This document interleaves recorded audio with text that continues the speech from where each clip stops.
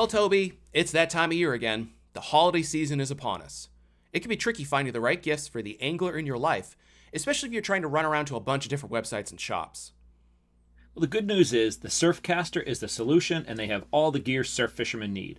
For gifts this season, they also offer apparel, books, and more starting at just $10, and this includes gift certificates. They also offer personalized assistance from a real person, no AI or chatbots here, and they will point you to some great ideas and exclusive products. So if you're building out the holiday wish list already, the Surfcaster is your one-stop shop. Find it all at thesurfcaster.com or stop by their local brick-and-mortar store in Darien, Connecticut.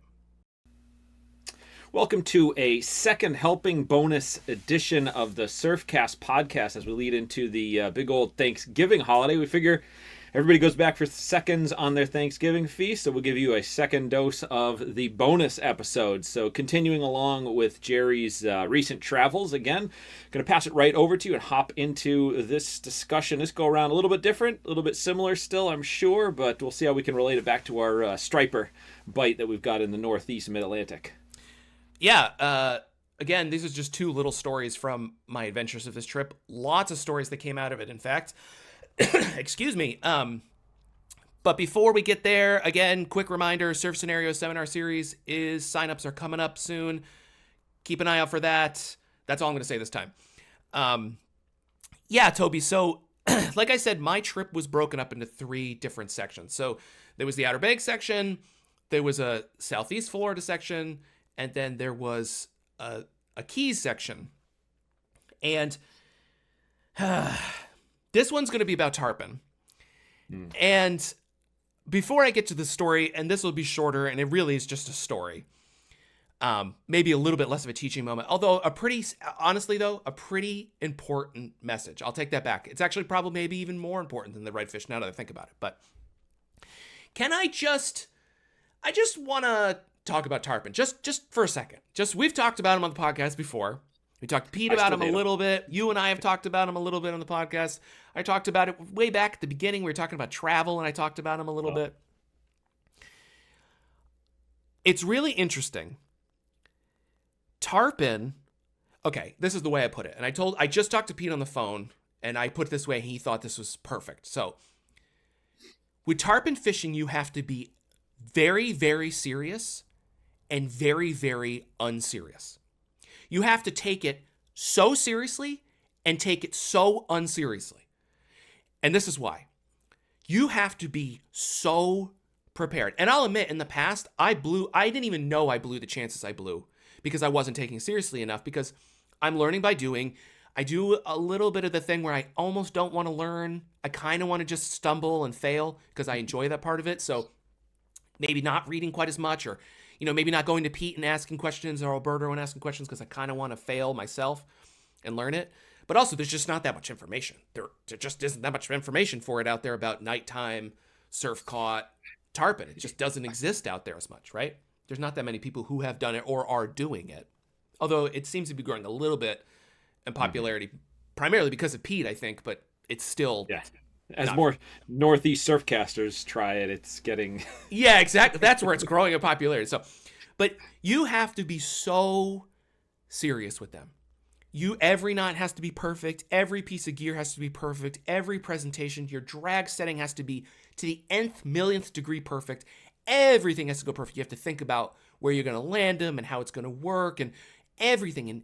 And your cast has to be perfect, and all of this stuff has to be perfect. But then you have to absolutely not care. From that point, you have to just completely let go. You cannot care about hooking them. You cannot care about them hitting it. You cannot care about them landing it, the fighting it. You can't get excited when you fight them. You cannot hook them, have them jump 6 times, set the hook on them again 3 times, have them run off 30, 40, 50 yards of line, jump again, set the hook again, fight them in for 5, 10, 20 minutes. And you still can't get excited because you could literally lose them any millisecond.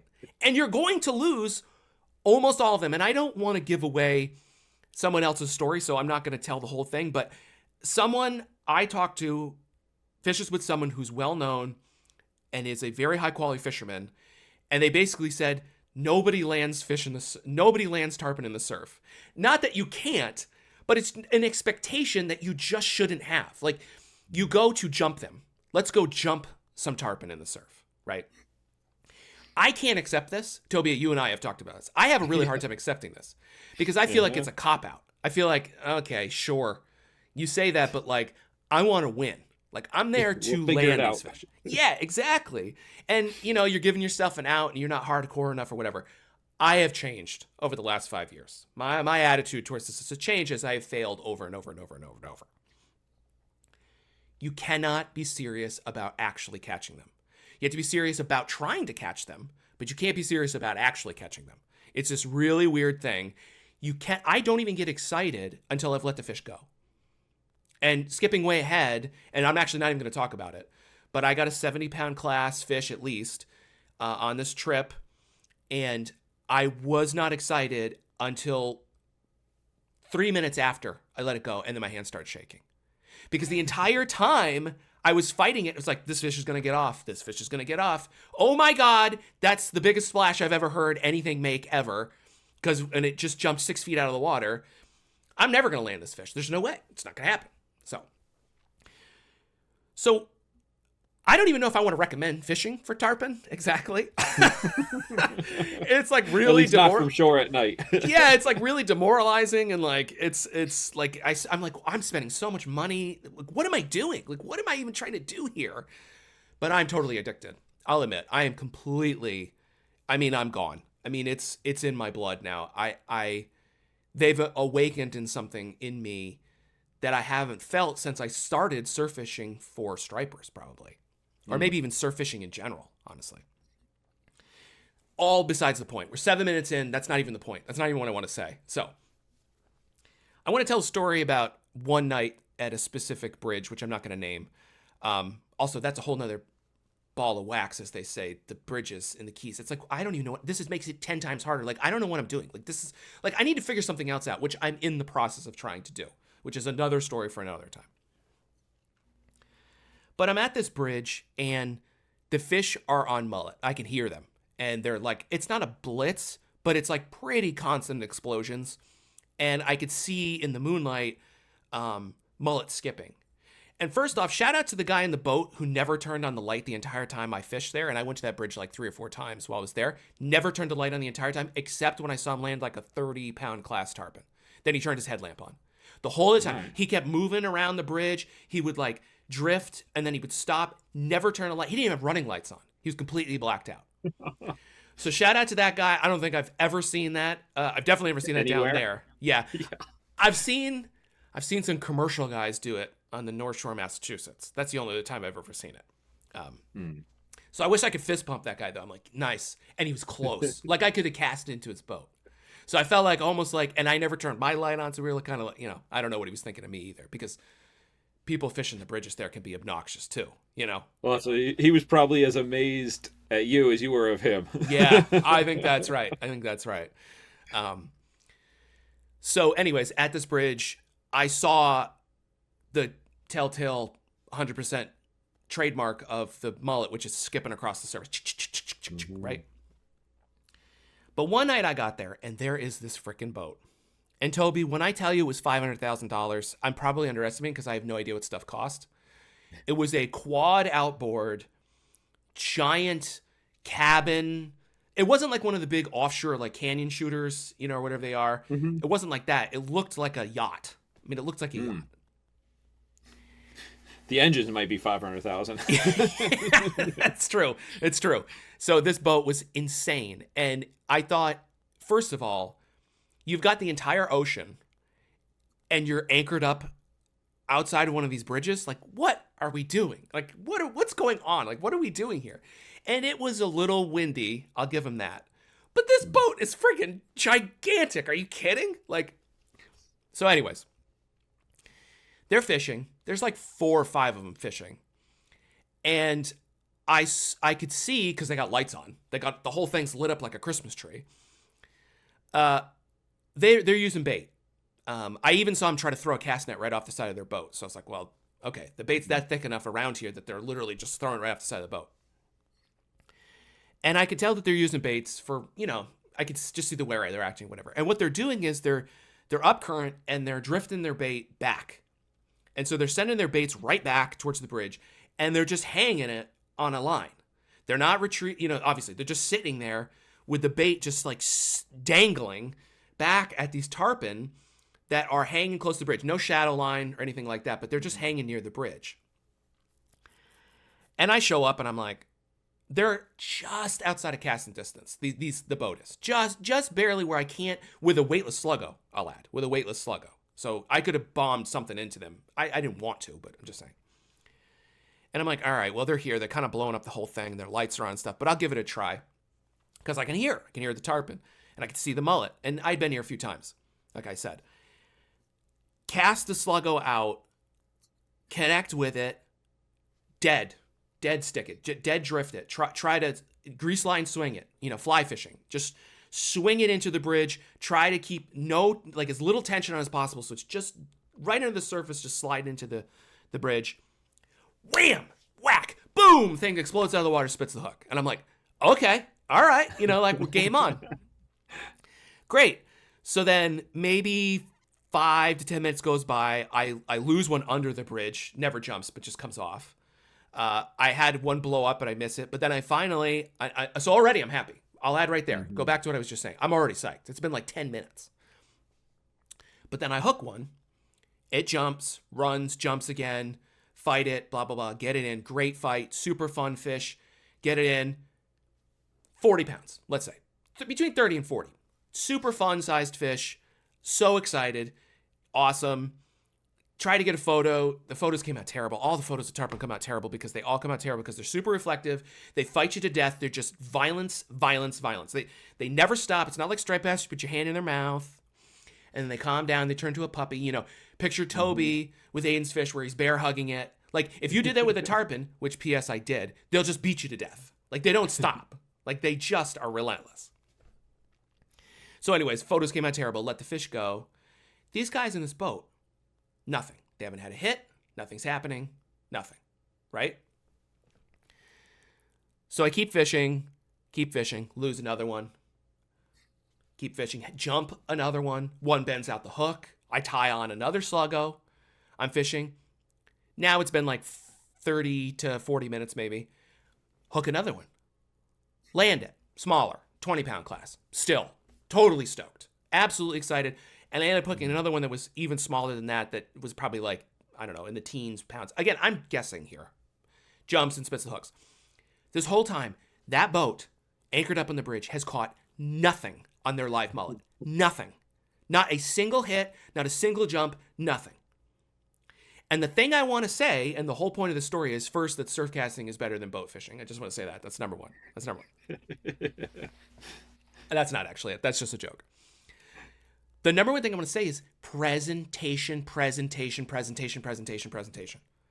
You and I have talked about it quite a bit on the podcast, probably not enough though. And it's something I absolutely hammer in the seminars. Presentation.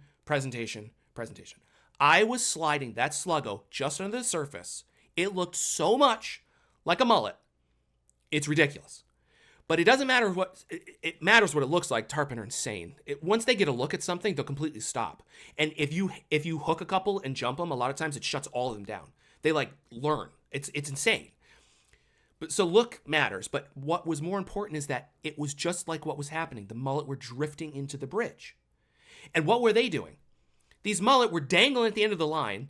They were probably flipping or flopping on the surface or on their sides spinning spinning exactly. And they're hovering outside of the bridge, or even if they're in the bridge, they're up, come back at the tarpon and stuff. Mm-hmm. All about presentation. And this is a perfect example where bait isn't always best. And it gets back to, Toby, what you and I have talked about a little bit with eels. I'm the first one to rag on eel fishermen. We know this. I've said it on the podcast. So I give you a hard time. I mean, whatever. But I admit 100% I know, and we've talked about it, that eel fishing isn't automatic. You still have to know what you're doing. And that's exactly what was happening here. Here we had these, I'm assuming, millionaires in their freaking giant boat. At least one of them was, with their buddies, thinking they had the solution with their live bait that they had just caught. I'm assuming because I saw them cast netting. And they can't get anything. And here I am, friggin', broke ass freelance writer guy coming up on the side of the bridge, standing tangled in the monofilament, casting my weightless sluggo that cost a couple bucks out at these tarpon, and I'm showing them up because I'm focused on the presentation. Focus on the presentation. So important. They probably caught one or hooked one once doing that, and they're like, this is the way to do it, and just stuck with it. Sort of like the last story where they're sticking to what worked once or that time, or getting too buried in that, as opposed to, again, thinking through what they're doing, how it's presenting. We see that mistake up here. I mean, the number of times we've seen it, and on occasion made the mistake, and before we realize what we're doing. Yes. And it's a cultural thing too. I think there is a lot of assumptions that get made because it's the wash tub where an idea gets in and it just gets circulated and circulated and circulated, and then everybody starts doing it, and then other friends start doing it, and everybody thinks that's the way to do things. We have that problem up here too, for sure. But it does feel like, so even the next night I ran into somebody, and I didn't want to fish where they were. This was a different bridge. I didn't want to fish where they were. And so I went to the other side. I casted for probably 20 minutes. The tarpon were there. They wouldn't respond. This is a bridge that is more well known. And I was like, I'm not going to stand here and beat my head against the wall. I know they're not going to hit. Like, I've been down this road too many times now. I can go somewhere else. But I came to the other side. I saw the guy was there. I didn't know what he was doing. I couldn't help myself. So I went down. I was like, hey, do you mind I take a couple of casts? Because he was just standing there. And he's like, oh, yeah, no, go ahead. No problem. And I casted, and he's like, have you gotten any? And I was like, no, not tonight. He goes, yeah, they won't hit lures here. And I was like, okay, well, I've definitely caught them on lures here.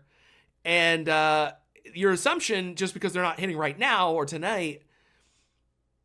But actually, that guy ended up telling me that he caught Goliath grouper and jigs and gave me a huge tip on how to do that. And that will be one of the goals for next time, my friends, is getting a Goliath on the jig. He showed me some photos. I didn't get a chance to talk to him long enough because I was in a hurry. But I was like, I don't think I can land that in spinning gear. Too big. Too big. So presentation. Super fun. Hour and 20 minutes I was there before it kind of shut down, and I decided I wanted to go catch another window. But presentation.